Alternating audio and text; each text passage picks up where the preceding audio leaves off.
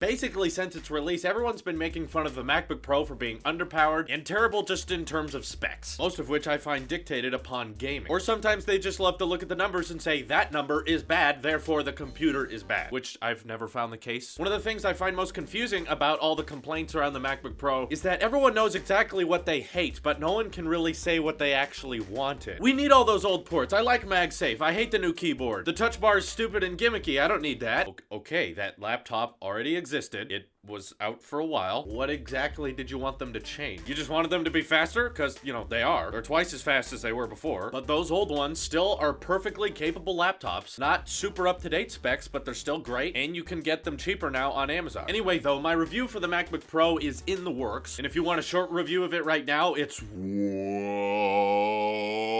I think a lot of people make the mistake of thinking, since it's not good at gaming, it is a bad computer. And for a lot of you, that would be a problem. If your primary focus is to game, you're not gonna have much luck with Macs. What I think people get confused about is gaming computers have to be designed very differently than MacBooks. It's not like there's some perfect rating scale to judge with. There are catches and compromises with any computer you want to buy. Gaming computers have a big focus on graphics processing because they're running lots of polygons and lighting engines to make that gameplay work, whereas with the MacBooks, and in the case of the MacBook Pro, the focus is on fast processing, but it's also on making sure everything's very thin, very light, and quiet as possible. And I know a lot of gamers out there would say, big whoop, who cares that computers are big, or that they're heavy, or that some noise comes in when a fan kicks in. Some people actually like computers that have some weight to them. It feels like you're actually carrying some power with you. I've even heard some people say that when they're carrying around a lighter product, it feels like it's a toy. And that's fine. I'm not trying to say that people who like gaming computers are all wrong. I'm just saying there's a reason you see tons of MacBook Pros in coffee shops and not a whole lot of Razers and Alienwares. They're there occasionally, I know, but maybe it's just me, but I see MacBook Pros out in public a lot more often. Aesthetics and portability has probably been one of the most key factors in Apple's success over the past decade or so. We can argue all day about how the look of a product doesn't affect its performance, but you can't deny that the look and feel MacBooks give off has always attracted customers over the years. And I totally respect you if you don't go for that aesthetic look. That's not what you're looking for in a computer. Totally understand that. But to give you a better example on how this works, which is what I'm calling the feel factor, how a product makes you feel, I think Starbucks is a great example. So hang with me here for a second. We're going off the tech rails. Decades ago, if you had a restaurant, you had to serve all kinds of different meals. Like diners, they had to sell breakfast food, they were open for lunch and dinner, and pretty late. But just about all of that day, they would serve coffee to everyone. Everyone liked to have their mug, and they would usually have the waitresses or waiters filling up the coffee mugs all over the place. Anytime your coffee got low, they would come by, and in many instances, this is still a reality. But basically, you were paying under $1 for a cup of coffee, and you got tons of refills on it as long as you were there, and sometimes they would even lose money on coffee. It was just kind of to bring people in the door. It wasn't necessarily a profitable product. It was to get people in so they could have all the food. But near turn of the century, a new idea came to mind, and it's called Starbucks. If you pitched Starbucks to a restaurant owner in the 70s, they would have said it's guaranteed to fail. A restaurant that just focuses on coffee, that's it? Maybe occasional snacks here and there? Good luck. How could you ever make a profit with a business that's just selling coffee? Well, what did Starbucks do? They started charging $4 for a cup of coffee. Now, if there was nothing special about a Starbucks, that would fail immediately, right? Why would someone start going to a coffee-only shop where the coffee's extremely expensive? Why not just go to a diner? Well, Starbucks designed not just coffee, but an atmosphere to enjoy it in. You don't just go there to eat, you actually go there to hang out. It's a comfortable lounge that people don't mind chilling out in. Seeing people listening to music, working on stuff on their computers, and sipping away on coffee that costs $4 a cup, no refills. Starbucks capitalized on the look and feel of their products, and then their brand became extremely popular. Lots of people like to post photos with that Starbucks logo. I think MacBooks and Apple products in general did a very similar thing. Their products people recognize, first of all, because of the brand, and people fell in love with it and they think it looks cool, and hey, it helps that the MacBooks actually work well. Similar to Starbucks, you know, the coffee usually tastes pretty good. I'm actually not a coffee drinker, so I can't attest to that, but it's the same kind of marketing strategy. Now, of course, Apple never hit their niche with the gaming community, but believe it or not, quite a lot of people actually aren't gamers. A lot of people like me might just be video editors or photographers that want something that's really cool and slick, that's easy to use, and of course there's the Apple sheep like me who will just buy the MacBook so they complete our Apple ecosystem, because we love features like continuity, AirDrop, or like unlocking your MacBook with your Apple Watch. Things like that are unparalleled on the competition is the main reason I like MacBooks, is the way they interact with my other devices. But I think Apple made tremendous profits on the MacBook Pro, not because they ever never made the specs the best in the world, not because they had the most ports. In fact, every MacBook Pro redesign got rid of ports, which is why it shocks me every time we release these things and people are surprised that they got rid of stuff. They do this every time. We hate it at first and then we get used to it. And the processing power, while it may be inferior for the price to the competition, a lot of people don't want to deal with Windows 10 crap, and a lot of people have had more success with their Apple products in the past, so they're gonna stick to the brand they know works. And of course, no computer is perfect. I'm experiencing problems with this guy. I've had mountains of problems with my Windows machine, so you don't have to tell me about a story of where this Mac computer messed you up. I get it. There's always gonna be mistakes, but I just hope this made you understand why the MacBooks sell well. They're going more for a feel angle and less of a look how powerful I am. And you know what? You may think that's stupid. That's fine. Razer and Alienware provide tons of cool laptops and desktops that are very, very capable PCs for gaming performance and even Adobe Creative Cloud use. And they're very, very affordable compared to MacBook Pros. I won't deny that. But they're not going for a feel angle like Apple is. Okay, hope that made sense. This is your Apple Sheep here, and I will see you in the next one.